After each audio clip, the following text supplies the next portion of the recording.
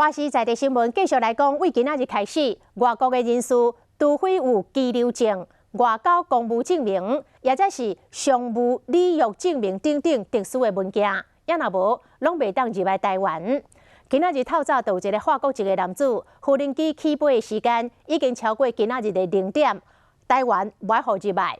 另外一个英国籍的男子为新加坡转机来台湾。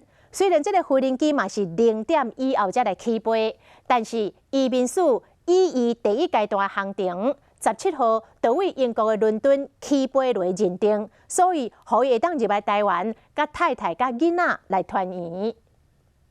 Cannot enter to Taiwan. What would you do? Cry probably. Yeah, because my baby's here. Yeah. And my wife is here, so we have a problem, right?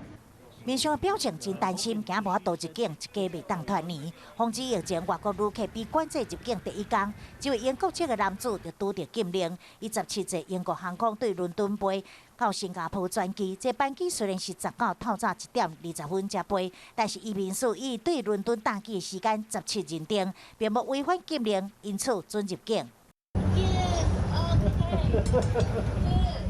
伊真欢喜，总算有听到笑声，但另外这位法国籍的男子就无遮尼幸运。Because I have a lot of important stuff in Taiwan, so I really, yeah. And I was in Taiwan 5 days ago.